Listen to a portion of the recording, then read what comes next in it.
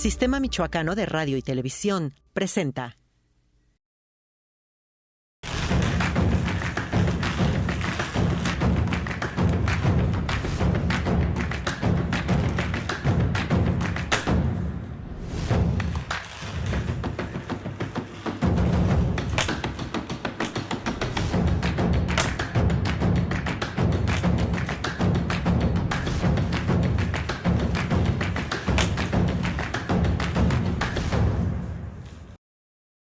¿Qué tal? Hoy con Amaruk Lucas Hernández, especialista en temas indígenas del estado de Michoacán, para hablar de temas como el autogobierno y los conflictos territoriales entre comunidades precisamente indígenas, sobre todo de la región purépecha.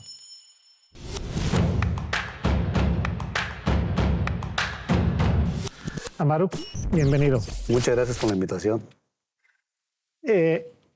Tú eres originario de Santa Fe de la Laguna, municipio de Quiroga, una región, Santa Fe de la Laguna, una comunidad totalmente purépecha. ¿Es así? Es correcto. Bueno, soy originario de la comunidad indígena de Santa Fe de la Laguna, una comunidad que históricamente nosotros decimos fue el primer pueblo fundado, digamos, a raíz de la conquista por el primer obispo de Michoacán, Vasco de Quiroga. De tal manera que es una comunidad pues con historia, con una gran trascendencia en tema de resistencia, en tema de identidad y en el tema de la defensa de los recursos comunales o recursos humanos, recursos naturales en la comunidad indígena de Santa Fe de la Laguna. De hecho, ahorita nos precisarás los años, hubo un conflicto de enfrentamiento armado entre los comuneros de Santa Fe de la Laguna y los ganaderos de Quiroga, de la cabecera municipal, donde hubo muertes, incluso de un líder. ¿Nos puedes brevemente decir de qué se trató este? Claro que sí, pues recientemente recordamos hace 44 años lo acontecido, fue el 17 de noviembre de 1979, y tuvo que ver con un tema que tiene relación con el territorio, es decir, un tema en donde la comunidad pues ya estaba, digamos, cansada de los atropellos, pues ahora sí que de la invasión que sufrió la comunidad de parte de algunos ganaderos ricos de la cabecera municipal de Quiroga. Tuvo que ver justamente con el tema de la recuperación de las tierras comunales que habían sido ya invadidas por estas personas. Hablábamos precisamente de más de 1,500 de tierras, hectáreas de tierras comunales, en las cuales pues, la comunidad luchó intensamente por la recuperación. En ese enfrentamiento, que comúnmente le llamamos el zafarrancho, que se dio, pues perdieron la vida dos compañeros de la comunidad, Antonio Yepes y Alejandro Yepes, un sobrino y un tío, en donde ellos, bueno, pues por alcances de proyectil de alto impacto, pues sufrieron ese acontecimiento. Del lado de Quiroga, bueno, también sufrió una persona, también murió, y bueno, pues eso detonó, digamos, en una serie de conflictos de carácter jurídico, en donde pues más de 11 comuneros de la comunidad estuvieron encarcelados en Pátzcuaro. Por el lado de Quiroga también estuvo gente encarcelada, y eso detonó pues en una serie de, digamos, trámites administrativos, penales y demás para la liberación de estos compañeros, que se logró después de una toma de más de 30 días, 30 noches frente a Palacio de Gobierno. Se logró la recuperación de estas tierras, pero también la liberación de los compañeros encarcelados a raíz de ese acontecimiento. Sí, fue un acontecimiento que en aquel momento fue de lo más fuerte, no escandaloso, de lo más fuerte en temas de violencia en Michoacán. Pero bueno, Santa Fe de la Laguna también hay que decirlo, ya lo dijo, una tierra donde estuvo Vasco de Quiroga. Y también, bueno, últimamente es conocida también como estuvo viviendo ahí Mamá Coco, que por cierto ya murió. ¿Te acuerdas? Claro que sí, es un tema también muy, muy sonado, muy relevante, dado que la película Mamá Coco pues fue inspirado precisamente en la comunidad. Si uno ve la película, por ejemplo, pues se va a dar cuenta que la plaza que sale en la película, pues es la plaza principal de la comunidad, en donde en el centro, digamos, de esta plaza está la figura de Vasco de Quiroga, una estatua de este primer obispo de Michoacán, que en la película, bueno, lo cambian por este personaje músico, ¿verdad? Principal también de la película. Y bueno, las calles también principales de la comunidad se ven plasmadas en la película. Bueno, se diga, por ejemplo, también el templo, que es el templo de la propia comunidad, los portales de la comunidad. Y bueno, parte de la tradición que se habla sobre el Día de Muertos, sobre el anime Cherquetztac, que es la ofrenda a las ánimas, pues es claro ejemplo pues de la comunidad, ¿no? Y el otro tema, bueno, interesante es la figura de Mamá Coco, de la señora Salud Ramírez, que fue mi tía abuela, políticamente hablando, pues que también ella recordaba principalmente que era, digamos, su personaje. Ella recordaba que llegó un grupo de extranjeros, le hablaron, le comentaron algunas cuestiones y la invitaron a la plaza principal para tomarle algunas fotografías. Seguramente fue donde se le robó la identidad de este personaje y bueno, pues la película o los productores nunca reconocieron que fue ella, en primer lugar, y que tampoco fue la inspiración, la comunidad fue la inspiración para la película. De todo, pues la gente se supo, la gente se enteró, la gente reconoció y la gente, la comunidad sabe que la película fue inspiración de la comunidad de Santa Fe de la Laguna. Tiene una serie de detalles la comunidad indígena purépecha de Santa Fe de la Laguna, ¿no? Y bueno, como especialista en temas indígenas, tú de pequeño en esta comunidad, de pequeño, ¿qué aspirabas tú? ¿Qué es lo que pretendías ser en la vida?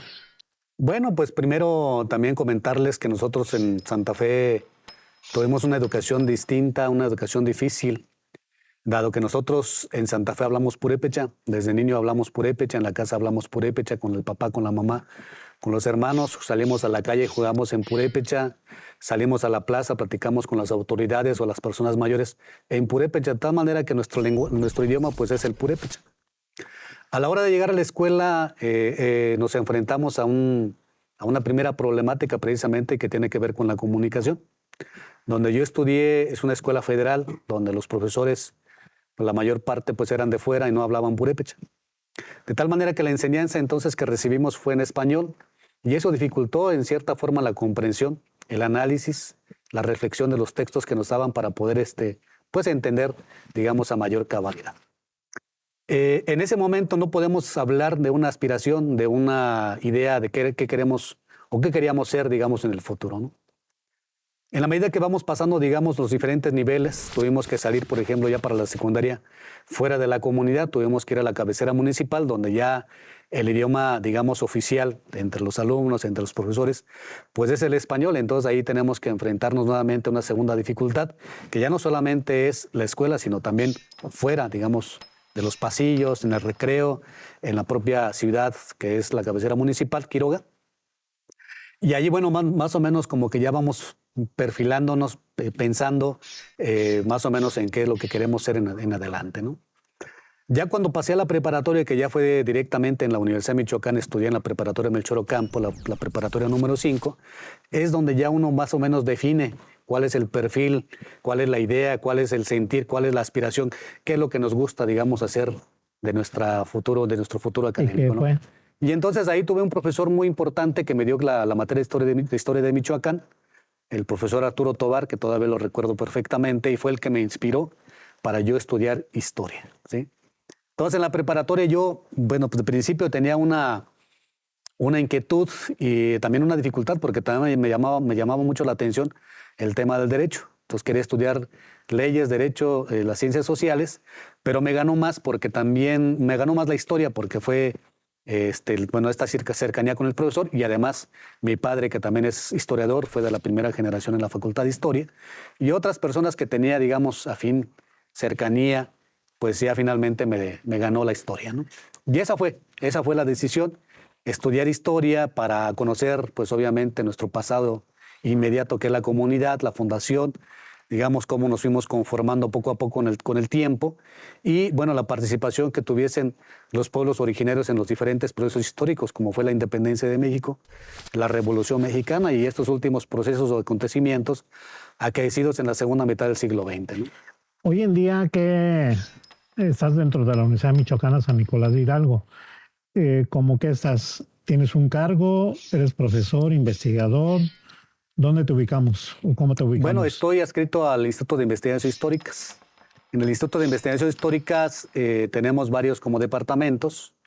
Tenemos un centro que se llama Centro Nicolás Testó de los Pueblos Originarios. En su fundación, en su creación en el 2017, yo fui coordinador del Centro Nicolás Testó de los Pueblos Originarios.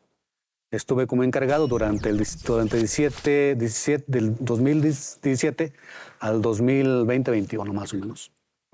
Pero estoy como profesor investigador titular B de tiempo completo en este instituto. De tal manera que ahí es donde yo imparto mis clases en la maestría.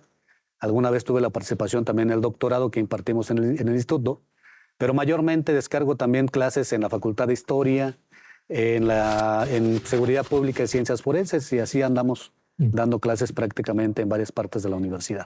Amaru, vamos a un corte, regresamos contigo. Estamos hablando sobre temas indígenas en Michoacán. Interesante. Vamos a un corte y regresamos. Y bien, Amaru, Lucas, estamos hablando también de tu trayectoria y no terminaste. Claro. Bueno, algo interesante también que vale la pena, digamos, mencionar es que una vez que termino mi licenciatura en la Facultad de Historia, pues tuve la oportunidad de continuar mis estudios de maestría y doctorado en el Colegio de Michoacán, donde conocí grandes personajes, grandes maestros, como el maestro Pedro Márquez Joaquín, que ya falleció el año pasado, al doctor Moisés Franco Mendoza, de la comunidad de allá de la Sierra, de Pamatácuaro, al doctor Agustín, también Agustín Jacinto Zavala, que es originario de Cherán, y muchos otros personajes que, digamos, me ayudaron a terminar la formación académica que actualmente tengo. Entonces, esto me llevó, bueno, pues la posibilidad de estudiar temas antiguos. En el siglo XVI tuvimos la presencia de agustinos franciscanos, en el caso michoacano, para el tema de la evangelización. Ellos produjeron una gran cantidad de obras tempranas en lengua purépecha, tarasca, como se le llamó en ese momento, y muchos de esos documentos están resguardados en varias partes de las bibliotecas de los Estados Unidos. Quien los encontró en un futuro, digamos, un pasado reciente, fue el doctor Bennett Warren también, que ya falleció recientemente. Sí. Pero gracias a este investigador fue que nosotros conocimos y sabemos que ese tipo de documentación se encuentra en los Estados Unidos. Tuve la oportunidad de viajar, estar como becario en la biblioteca John Carter Brown y de conocer, digamos, físicamente esos documentos producidos en el siglo XVI. Entonces, gracias a esta iniciativa de los doctores, pues hoy en día podemos conocer parte de la historia de nosotros como pueblo originario. ¿Y esos documentos no se pueden regresar? No es posible porque, bueno, en su momento el doctor Nicolás León, que fue un bibliófilo muy importante de fines del siglo XIX, las vendió precisamente esa biblioteca con la intención de que se cuidaran y están bien cuidados por esta biblioteca y están ahí resguardándose, digamos, por mucho tiempo más. Ahora, la ventaja de la tecnología es que ya están digitalizadas. Si uno quisiera, digamos, leer ese tipo de documentación, pues solamente se mete a la página de la biblioteca y las puede consultar de manera virtual, ¿no? Ahora, el tema es que están escritas en lengua tarasca o purépecha del siglo XVI, que es muy diferente, por ejemplo, a la forma de hablar actual. Después de 400 años, también la lengua purépecha ha sufrido, digamos, una serie de evoluciones y cambios. Entonces, no es lo mismo leer un texto actual a un texto del siglo XVI y además un texto de carácter religioso o filosófico. Okay. Es muy complicado. ¿Hay otro tipo de documentos que tú estés enterado que estén en otra parte del mundo y que sean importantes? Bueno, pues tenemos una fuente histórica muy importante para conocer la historia de Michoacán. Digamos, la primera fuente y la única, digamos, que puede hablar del pasado del pueblo purépecha, ¿no? Me refiero a la relación de Michoacán, que se encuentra en el Escorial, en España, ¿verdad? Entonces, ese documento que, bueno, históricamente nos pertenecía, ahora no está con nosotros. Ese tipo de documentación, además, bueno, a lo mejor de otro tipo de documentos que tiene que ver con carácter, digamos, religioso, ¿verdad? Desconozco en qué otra parte, digamos, del mundo, de países europeos, además de España, en Estados Unidos. O sea, la mayor parte está en Estados Unidos. Es la relación de Michoacán, ¿por qué no traerla? Y además, si se trae, ¿tú crees que la cuidaremos también como ellos? Pienso que a lo mejor no estamos en las condiciones para cuidar ese tipo de materiales que me parecen muy delicados. Porque se requiere de mucha tecnología, de mucha herramienta que a lo mejor ninguna institución mexicana podría contar con ese tipo de recursos. De tal manera que considero que si la regresamos, bueno, se echarían a perder. Yo pienso que más bien habría que ver la posibilidad de que ese tipo de documentación, donde quiera que se encuentre, se digitalice para que nosotros podamos tener el alcance y ya no tener que ir hasta esos lugares a consultarlos, ¿sí? Digamos que nuestra historia documentada se encuentra dispersa en el mundo. Es correcto, está en todas partes. También aquí en Michoacán también lo tenemos, ¿verdad? Tenemos, por ejemplo, en varias comunidades, pues instituciones como la Jefatura de Tenencia, como la Comisaría de Bienes Comunales, y que ellos, bueno, a lo mejor no cuentan con documentos tan antiguos, pero sí tenemos documentación que se produjo a lo mejor de hace 20 años, 30 años, 40 años, un poquito más de 100 años, y que están ahí. Entonces, lo que ocupamos es pues espacios adecuados para que esa documentación tampoco esté dispersa, porque también sabemos que ahí está cada autoridad que se presenta en una comunidad, se lo lleva a su casa. Y entonces se pierde la historia, la continuidad de nuestros pueblos originarios. Y hablando de la historia, hay que es un mito eso de que los purépechas no fueron dominados por los españoles, que es un mito que finalmente los españoles llegaron y los purépechas corrieron. Me parece que ¿Cómo está ahí? ¿Cómo está el asunto ahí? Me parece que pues sí sigue siendo como un mito, ¿verdad? Esa parte. ¿Cuál? El de que corrieron, de que no se enfrentaron. Nosotros siempre hemos considerado más bien que, pues a lo mejor en ese momento el que estaba al frente del pueblo purépecha, a lo mejor no tenía, digamos, como la edad suficiente para poder enfrentar una situación de esa naturaleza. Nosotros sabemos perfectamente que hubo levantamientos, que hubo resistencia de varios pueblos, de varias comunidades, a lo mejor no con el bloque, digamos, del ejército que tenía como tal el pueblo purépecha, pero sí hubo resistencia, digamos, en varias comunidades de no querer aceptar primeramente la religión católica, que era lo que ellos traían, y segundo, bueno, pues que sus tierras fueran invadidas, ¿no?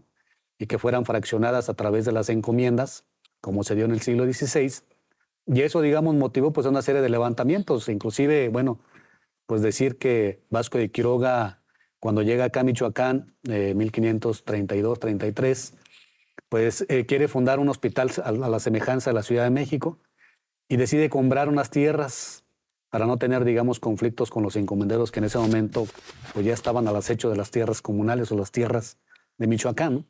Entonces compra estas tierras, funda el Hospital Pueblo de Santa Fe, seguramente, bueno, hubo una parte de la donación del propio Irecha, don Pedro Panza, Cuñidengari, y junto con lo que él acumuló, junto con lo que él compró de tierras, pues crea lo que es el Hospital Pueblo de Santa Fe, y eso derivó, digamos, precisamente en un conflicto sobre tierras con Juan Infante.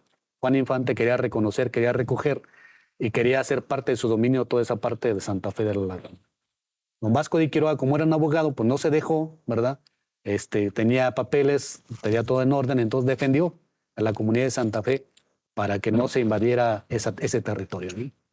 Entonces hubo resistencia. No es cierto de que no hubo resistencia, que todo fue pacífico.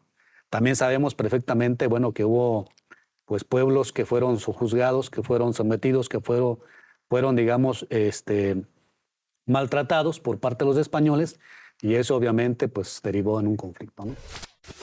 Bueno, ahí está una polémica que sigue, que bueno, pero habla de los conflictos de tierras, pero pasemos a los conflictos de tierra entre comunidades indígenas que vienen desde aquel tiempo, ¿no?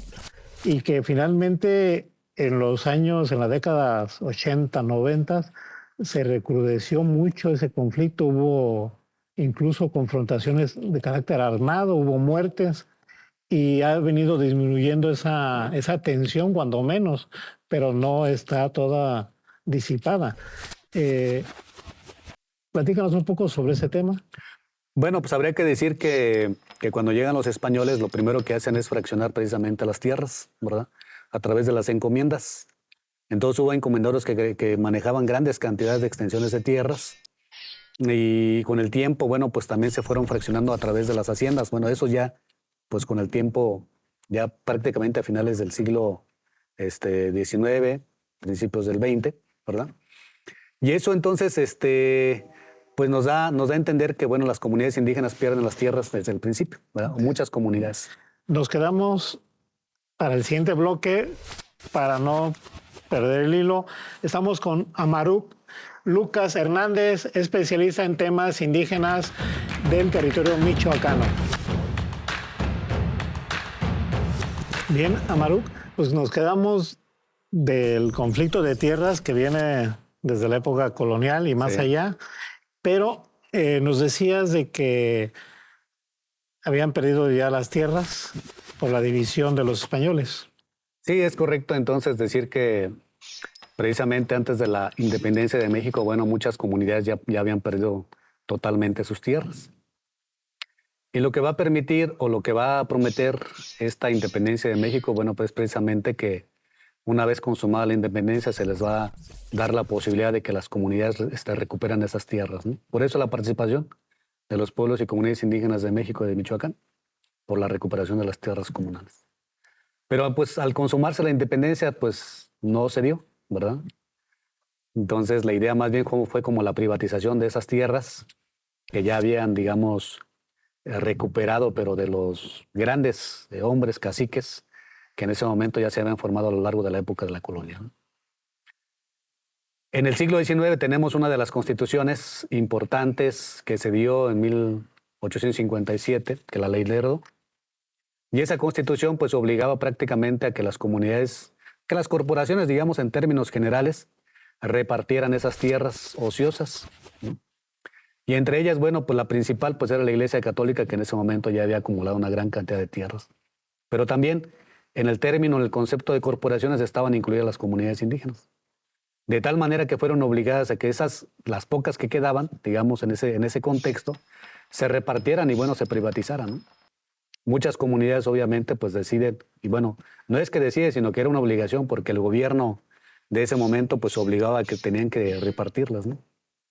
A lo largo de lo que fue el resto del siglo, digamos, XIX, ya para principios del siglo XX, 1905, bueno, el gobierno del estado de Michoacán declara que en Michoacán ya no hay comunidades indígenas, ya que todas las comunidades habían repartido sus tierras, ¿verdad? Así llegamos a la época de la Revolución, prácticamente pueblos, comunidades sin tierra. Y eso, bueno, nuevamente detonó o orilló a que las comunidades indígenas pues participaran en la época o en el proceso revolucionario, ¿no? Bajo la promesa precisamente de que se les iba a regresar las tierras que durante la época del siglo XIX pues perdieron, ¿verdad? Y entonces ya antes de la consumación de la Constitución, bueno, de la Revolución, a través de la Constitución de 1917, hubo una posibilidad de que ya las comunidades a partir de 1915 pues empezaran a recuperar sus tierras en forma de ejidos, ¿verdad? Eso es lo que decía la reglamentación, las reglas en ese momento. Pero también, bueno, pues había la posibilidad de que ya las comunidades, ya consumada la Revolución, a través de la Constitución de 1917, pues lograran recuperar sus tierras comunales. Entonces eso permitió que muchas comunidades presentaran, digamos, documentación virreinal, títulos primordiales para justificar históricamente y jurídicamente de que ellos habían sido poseedoras de esas tierras que les correspondían, ¿no? Muchas comunidades presentan solicitud durante ya los siguientes años de la Constitución, del constitucionalismo, y entonces ahí es donde vienen los conflictos que tenemos actualmente. ¿Por qué? Porque hay dos documentos, ¿verdad? De muchas comunidades en su momento, bueno, presentaron esos títulos primordiales que demarcaban un territorio a lo mejor distinto a la que después y el gobierno ya federal delimita, ¿verdad? Y entonces el propio gobierno quien hace conflictuar a las comunidades porque ya con estas nuevas demarcaciones, a través de la restitución de las tierras comunales, a través de la confirmación o titulación de sus bienes comunales, pues delimitan territorios que a lo mejor históricamente le pertenecían a una comunidad, pero el documento actual dice otra cosa, ¿verdad? Y ahí tenemos varios conflictos. Tenemos precisamente la comunidad de Comanchuén con la comunidad de Sebina, que pues de manera continua tienen problemas precisamente por el territorio, ¿no? O la comunidad de Sinsunzan con Iguazio, que también pues por mucho tiempo han tenido también problemas de tierras, de límites. En el caso de Santa Fe, bueno, pues hemos tenido, pues no digamos precisamente porque una comunidad reclame parte de su territorio, sino que más bien con la confirmación y titulación de sus bienes comunales, muchas rancherías o algunos ricos ganaderos de Quiroga, pues invadieron territorios en la comunidad. Entonces, desconociendo, digamos, la constitución de que las comunidades no se pueden fraccionar, de que no se pueden vender, ¿no? Se pueden usurpar, compraron a gente de la comunidad, ¿no? ¿Cuáles son ahorita los que se mantienen vivos, pero tensos, de esos conflictos por tierras? Pues pudiéramos hablar precisamente ahí en la sierra. Hay conflicto de tierras entre, por ejemplo, Comanchuén, con Sebina, en donde también ha habido enfrentamientos. Desconozco si ha habido muertes, pero seguramente ha habido. También en esta misma comunidad de Comanchuén con Tingambato, que también pues hubo un conflicto muy fuerte, donde finalmente me parece que la comunidad de Comanchuén ganó el conflicto, ¿verdad? Más bien el pleito jurídico, ¿verdad? Y se recuperaron muchas hectáreas de tierras comunales que posteriormente las venden para la producción del aguacate. Tenemos ahí también el conflicto en Arandepacua con Capacuaro, ¿verdad? Que constantemente también hay enfrentamientos, hay muertes, hay persecuciones, hay encarcelamientos.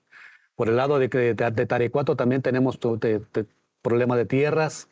Por el lado digamos, de la Cañada de los 11 Pueblos no es precisamente el tema de límites, sino más bien es el tema de la invasión de empresas transnacionales que en este momento, bueno, pues tienen invadidas sus tierras por el cultivo del berries, de los productos, de los frutos rojos. Por el lado de acá del lago de Pátzcuaro, bueno, pues nosotros seguimos teniendo problemas en la comunidad indígena de Santa Fe, pero no es porque no se nos reconozca, digamos, esos límites. Hay un reconocimiento oficial de parte del gobierno del Estado y gobierno federal, sino más bien nosotros lo que hemos sufrido a lo largo de este tiempo es la invasión, ¿verdad? Que están ahí desde la época de los 70s, 80s, y que no hemos podido darle una solución pues pacífica, siempre ha sido tensa, conflictiva. ¿Hay tierras invadidas? Hay tierras invadidas. ¿Cuántas hectáreas? Desconozco, digamos, la cantidad de tierras por hectáreas. Conocemos más bien por franjas. Está la carrera, que le llamamos nosotros la carrera, que está invadida por cerca de 200 familias.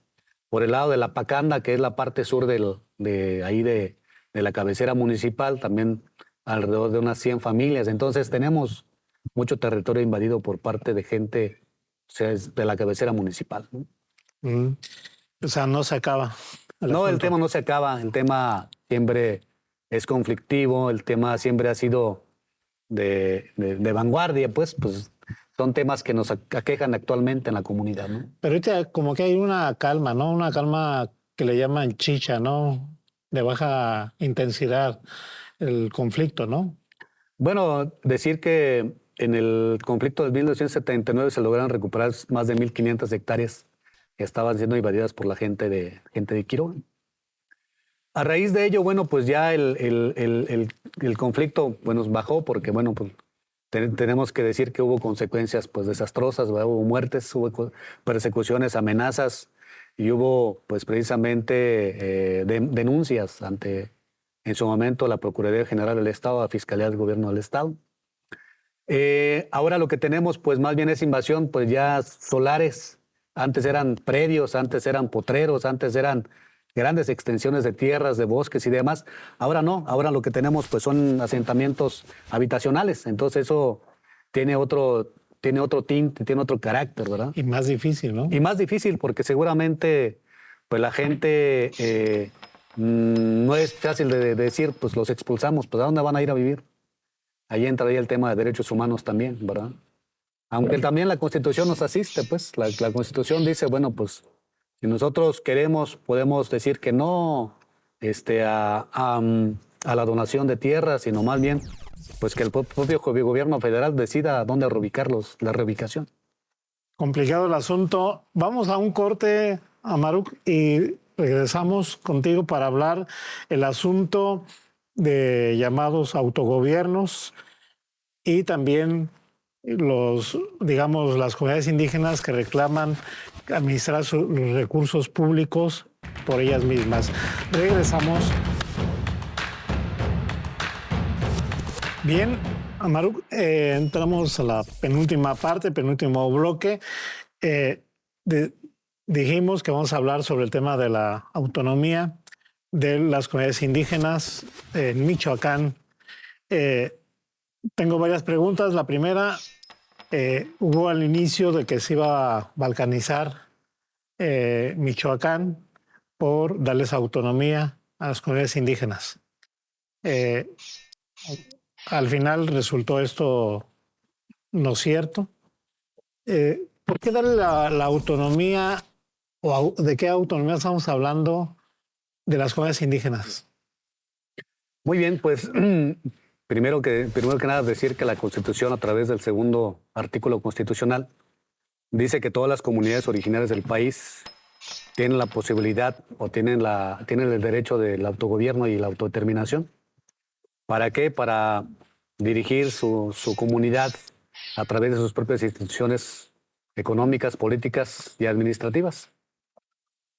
Entonces, el tema de la autonomía precisamente pues viene de ahí, de poder decidir por nosotros mismos cómo queremos vivir en una comunidad. Entonces, eso es a lo que se refiere principalmente el tema de la autonomía. Decidir a través de las asambleas generales, que es la máxima autoridad en una comunidad, de cómo queremos vivir en una comunidad. Ese es el tema de la autonomía. ¿Ahora para qué? Ahora, bueno, pues para digamos, satisfacer las necesidades que tenemos en las propias comunidades. Es decir, no es lo mismo, por ejemplo, que alguien que venga de fuera, que desconozca la vida interna de la comunidad, decida por cómo hacer o qué hacer en nuestra comunidad. Por ejemplo, en el tema de la educación. Decía yo al principio de esta entrevista que nosotros hemos sufrido, digamos, en temas educativos, por desconocer la lengua oficial o la lengua, digamos, más bien no la oficial, porque ahorita la propia Constitución reconoce las 68 lenguas indígenas como oficiales, sino más bien la lengua que mayormente se habla en todo el país, que es el español. Entonces nosotros quisiéramos una educación distinta, una educación bilingüe e intercultural. Es decir, que nuestros profesores que imparten, por ejemplo, en nivel de primaria, secundaria, en todos los niveles, que hablaran las lenguas que hablamos nosotros, ¿verdad? Y poder nosotros entonces intercambiar, dialogar, reflexionar en la lengua propia de nosotros como pueblos originarios. Y eso el gobierno pues no lo ve así, sino que a lo largo también de la historia, bueno, el gobierno siempre ha implementado programas educativos para acabar con los pueblos originarios a través de la educación. Es un tema. El otro tema, por ejemplo, también tiene que ver con el tema de la salud, ¿verdad? Nosotros sabemos perfectamente que la medicina tradicional a través de las plantas medicinales fue lo que funcionó a lo largo del tiempo. Y nosotros decimos, bueno, que este tema se tiene que seguir implementando, pero también queremos, bueno, pues que hubiera hospitales, que hubiera clínicas, que hubiera suficientes médicos para poder atender a los enfermos, las enfermedades que padecen los pueblos y comunidades indígenas de Michoacán. Y eso, bueno, no lo tenemos, ¿verdad? También quisiéramos, por ejemplo, que en el tema de seguridad tuviéramos presencia en las comunidades, que no lo tenemos. Lo que tenemos son las rondas comunitarias o rondas comunales, que no están armados, que no traen armas, pero que también históricamente han funcionado, porque bueno, es a través de los barrios que hemos participado para cuidar a la comunidad, ¿no? Entonces, quisiéramos una seguridad mayor, porque actualmente el tema de la inseguridad pues es muy fuerte, porque no tenemos, digamos, un control interno ya en la comunidad. Tenemos presencia del crimen organizado que está invadiendo nuestras comunidades, nuestras tierras, nuestros territorios, y eso, bueno, pues el gobierno no lo ve de esa forma, ¿no? Quisiéramos también que nosotros como pueblos originarios pudiéramos tener una mayor participación en temas de política. Sabemos que, digamos, en teoría, en el tema de las elecciones electorales, los pueblos originarios tendrían que tener una participación también pues, fundamental, pero actualmente no lo tenemos, ¿verdad? No se nos respeta la representación que nosotros pudiéramos tener en los diferentes niveles de gobierno, municipal, estatal y federal. Callando ya. Y bueno, en ese sentido, tú, por ejemplo, hablando políticamente, ¿por qué no permitir los partidos políticos que hagan campaña? ¿Por qué no permitir las elecciones en determinadas comunidades que se han cerrado a la participación política electoral? Bueno, es muy sencillo. En el tema de los partidos políticos tenemos evidencia, tenemos experiencia, tenemos conocimiento de que pues, han utilizado a las comunidades indígenas para tener mayores votos. Es decir, pues llegan, plantean sus propuestas, ganan, digamos, los votos, pero nunca vuelven a asistir en la comunidad, lo cual significa, bueno, que solamente están utilizando las comunidades. Prometen, pero no cumplen. Entonces, eso por un lado. Por otro lado, en el tema precisamente los presupuestos directos, bueno, un presidente municipal es el que tiene que autorizar precisamente esa transferencia, ¿no? Y en la comunidad hemos tenido la experiencia, tanto el partido de los diferentes partidos, no voy a hablar de los partidos propiamente, pero de los diferentes partidos que han obstaculizado precisamente la entrega de los presupuestos directos. A pesar de que la comunidad ganó en todas las instancias estatales, federales, para que se les entregara el presupuesto directo, y el presidente o la presidenta municipal en su momento, en su turno, pues no acataba la decisión de la Suprema Corte de Justicia de la Nación. Entonces, los partidos políticos, en vez de apoyar, en vez de ayudar, en vez de abonar a que las comunidades indígenas precisamente tengan una buena vida, digamos, de esa forma, obstaculizan, digamos, en primer lugar, y por segundo consecuencia, la participación de las comunidades indígenas en los procesos electorales.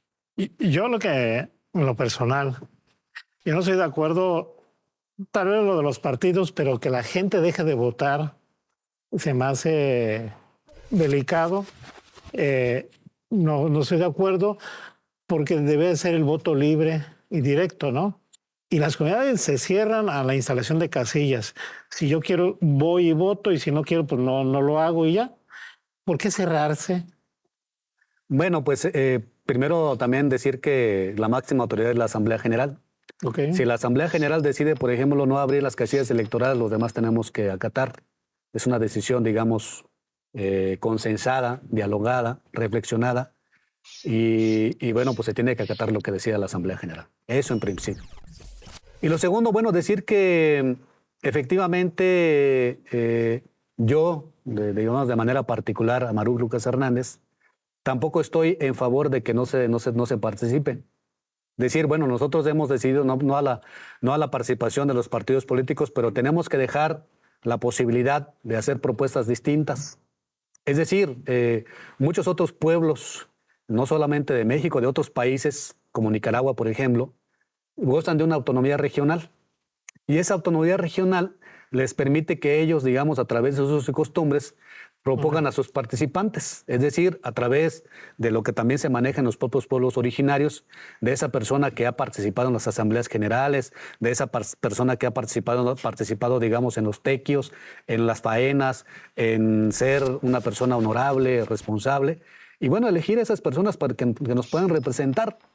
Sin embargo, para que eso se dé, tiene que haber una reforma, digamos, distrital, para que nosotros como pueblos originarios podamos participar y elegir a nuestros propios representantes.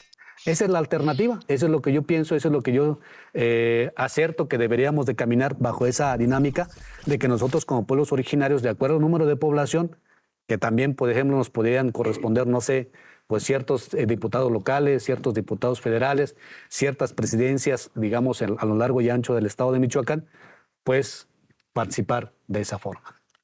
Vamos a otro bloque, pero vamos a dejar abierta la siguiente tema, que es el asunto de Cherán, que yo diría Cherán logró algo histórico. Vamos a ver qué es lo que logró en el próximo segmento, pero también por qué no se siguió el ejemplo de Cherán. Regresamos, estamos con Amaru Lucas Hernández, especialistas en temas indígenas de Michoacán. Y bueno, entramos casi al final con este bloque y quedamos tocar el tema de Cherán. Primero, dinos qué es lo histórico que logró Cherán, lograr la autonomía, ser un municipio independiente, autónomo, qué implica todo esto. Y muchos esperábamos que fuera como el efecto dominó, que muchos otros 2, 3 municipios o muchas comunidades siguieran su ejemplo de manera inmediata y esto se tardó en demasía. ¿Nos puedes hablar del tema, de favor? Claro que sí. Bueno, lo primero también que quiero decir sobre el tema es que Cherán es diferente, digamos, a otras comunidades, por así llamarle de alguna manera, ¿no? Primero, jurídicamente, pues es un municipio. Sí. Y eso ya es una gran diferencia, digamos, frente a las tenencias que son sujetas a una cabecera municipal. Entonces, en el caso de Cherán, lo que históricamente demostró es la capacidad de organización a través de las fogatas, a través de los barrios. Y segundo, bueno, la expulsión precisamente del crimen organizado, en donde claramente se veía que, pues, que estaba coludido con los partidos políticos, ¿no? Bueno, mucho se decía que inclusive el crimen organizado es el que ponía al presidente municipal para poder facilitar, pues, una serie, digamos, de atrocidades que se cometían en la cabecera municipal. Primero. Segundo. Y entonces, retomando a esta diferencia de las comunidades, pues es que entonces no se puede dar el mismo, digamos, camino que como Cherán, porque no gozamos de esa, digamos, expresión jurídica o de ente jurídico de una comunidad, ¿verdad? Nosotros somos una tenencia y siempre vamos a depender de la cabecera municipal. Por eso el modelo es muy bueno, pero tendríamos que tener más municipios indígenas. Y me parece que en el caso michoacano, pues tenemos muy poquitos, quizás uno más o dos más, que podrían dar ese mismo ¿Cómo camino. qué? ¿Cómo cuál es? Nahuatzen, por ejemplo, ¿no? Que también, pues sabemos perfectamente que también hubo una lucha muy intensa dentro de la cabecera municipal, donde muchos decían que sí eran indígenas, muchos otros decían que no eran indígenas, y eso, bueno, pues no permitió precisamente para que se diera la misma situación. ¿Qué otro como municipio Cherán. puede ser? Podría ser, por ejemplo, pues Chilchota, ¿verdad? Que también, bueno, pues está en la Canea de los 11 pueblos, Sí. que a lo mejor se podría dar, ¿no? De una manera, un modelo más o menos como Cherán. Y bueno, pues son algunos de las comunidades que a lo mejor, municipios que a lo mejor se pudiera dar este caminar, ¿no? Y bueno, Cherán se mantiene históricamente como se creó el proyecto inicial. Sí, me parece que también, pues, esta organización que tienen ellos allá a través de los barrios es precisamente lo que ha permitido y mantiene esa forma de gobierno, ¿verdad? Nosotros siempre hemos considerado que también los barrios son importantes, que los barrios tengan participación en esos procesos de cambios que se vienen en la parte de la política. Y de ahí también pienso que hay una mayor democracia, digamos, en la participación de las comunidades, porque es un sistema rotativo. Es decir, eso permite también precisamente que todos podamos participar. Lo sucede también digamos, en los consejos comunales de las comunidades, donde los barrios, bueno, eligen a las personas que nos van a representar y los mismos barrios o la misma asamblea general también puede poner, pero también puede quitar a las personas que no, digamos, siguen, digamos, el bienestar de una comunidad. A ver, la cuestión de tocarse algo de Cherán, que es quitar al crimen organizado del territorio municipal. ¿Qué tanto ha pesado o sigue pesando el crimen organizado en las comunidades indígenas de Michoacán? Sobre todo, pues la purépecha, ¿no? Que es la más numerosa. Mira, desafortunadamente es un tema pues muy delicado, ¿verdad? Es un tema que muchas veces no podemos hablar así abiertamente, pero hay temas que son muy visibles. Hay comunidades que están siendo obligadas a vender sus territorios, digamos, sus tierras, porque ellos quieren controlar pues para la plantación de los aguacates. Y entonces muchas comunidades están siendo obligadas precisamente a que vendan el territorio. En las propias comunidades vemos pasar a gente extraña, gente ajena a la comunidad y que seguramente pues andan en temas ilícitos, ¿no? También sabemos perfectamente que ya en tiempos actuales pues hay mucha gente, muchos jóvenes que se dedican a otro tipo de cosas que no es la educación, no es el trabajo. Hay muchos vicios en las comunidades, entonces seguramente es porque pues hay presencia de gente ajena a la comunidad que vende productos que no son benéficos para la salud. Entonces eso detona precisamente en que no podamos controlar nuestro territorio, nuestras comunidades, nuestros pueblos, ¿verdad? Porque, bueno, pues ellos están armados, uno no está armado. Y entonces, ¿qué hacer frente a una persona que está armada? Pues no podemos hacer nada. Por eso decía al principio, bueno, que es importante que nosotros tengamos pues el control de nuestro territorio, pero tenemos que fortalecer nuestras rondas comunitarias, nuestras rondas comunales, nuestras policías comunitarias, por ejemplo, los cuaris en una comunidad, pues que a veces tampoco no tienen armas suficientes, no tienen a lo mejor los vehículos suficientes para poder perseguir a los criminales. Entonces necesitamos mayor seguridad, necesitamos mayor implementación precisamente en nuestras comunidades para tener mayor seguridad de la gente, ¿no? De nuestras propiedades. Ya no podemos decir que están olvidados las comunidades indígenas como antes, ya no podemos decir de que están en el olvido. Ya hay comunicación, ya hay una serie de, digamos, de obra pública que permite precisamente esa comunicación. Ya no podemos decir que están marginados. Pienso que no estamos en las mismas circunstancias de hace 30, 40 años, donde efectivamente las comunidades estaban olvidadas porque el presupuesto no llegaba de manera directa.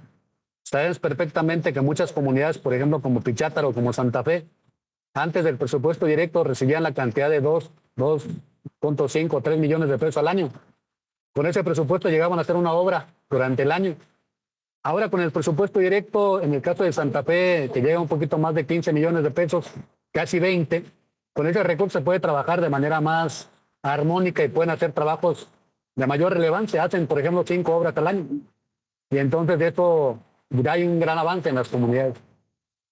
El tema de la pavimentación, el tema del alumbrado, el tema de seguridad, las rondas comunitarias, las policías comunitarias, los cuaris, el tema de la salud. Sabemos perfectamente también que los consejos comunales apoyan, por ejemplo, con el 50% para la compra de medicamentos, para la compra de pues no sé, de alguna silla de ruedas. Entonces está funcionando perfectamente bien. Yo considero que es un buen avance, pero tenemos que alcanzar esos 40 años de retraso que teníamos en las comunidades indígenas. ¿Cuál sería la demanda más sentida en estos momentos? Tenemos, pienso que sería la presencia de más hospitales en las comunidades. Más hospitales. Más hospitales. O sea, de hecho, más bien no hay hospitales. O sea, tendríamos que contar con hospitales en las comunidades cercanas, ¿verdad? Las comunidades originarias. Eso en primer lugar. No solo clínicas, digamos. No solamente clínicas, sino hospitales de alta especialidad con personal que hable la lengua purépecha para poder atender de manera adecuada los diagnósticos de las enfermedades que tenemos en las comunidades. Hay muchos enfermos no atendidos o mal atendidos. ¿Qué pasa con los indígenas náhuatl en la costa michoacana? ¿Son los más rezagados? ¿Son los más olvidados? ¿Los más marginados? Yo considero que efectivamente son los más marginados, los más olvidados. Es muy difícil, por ejemplo, que un oriundo, no sé, de Aquila, no sé, de Maruata, venga a una reunión a la capital michoacana porque implica tiempo, implica esfuerzo, implica dinero, ¿verdad? Gastos. A una comunidad, por ejemplo, de las cercanías de aquí, Tremendo, por ejemplo, Guanajo, Santa Fe, que estamos muy cerca a la capital michoacana. Entonces eso impide precisamente a que la gente de la costa, bueno, pues, no que no tenga interés, sino que más bien las condiciones geográficas no lo permiten para que ellos puedan también estar en el movimiento indígena que se está dando en Michoacán. ¿Tú crees que la cuarta transformación, la cuarta T, el presidente de la República, Andrés Manuel López Obrador, Alfredo Ramírez Bedoya, gobernador de Michoacán, estén imbuidos, interesados realmente en el desarrollo de las comunidades indígenas o hace falta más impulso? Hay una serie de trabas legislativas que yo considero que debe de haber una reforma, digamos, del artículo 115 constitucional que tiene que ver con los municipios, para que las comunidades precisamente no tengan ese tipo de dificultades de reconocimiento, por ejemplo, si es una comunidad indígena o no lo es, ¿no? Y que ese tipo, digamos, de la autonomía, autogobierno, pues sea más clara, ¿verdad?, para las comunidades originarias, sino que no tengamos dudas, que no haya lagunas, digamos, legislativas. Eso en principio. Y lo más importante, bueno, si desde mi punto de vista, si es que tanto el gobierno federal como el gobierno estatal quiere apoyar a las comunidades originarias, es que hay un reconocimiento de un cuarto nivel de gobierno. Ahora, con estas transformaciones que se están dando en las comunidades donde hay ya autonomía, a través de los O consejos sea que comunales. las comunidades autónomas sean reconocidas como cuarto nivel de gobierno. Así es, porque en ese sentido, por ejemplo, lo que se les obliga a las comunidades que ya tienen presupuesto directo es que haya un consejo comunal. Y dentro de ese consejo comunal, por ejemplo, que haya un representante que sea el coordinador general, que funja como una figura de un presidente municipal. Todo lo que tenemos en estas comunidades es como una mini presidencia en una comunidad indígena.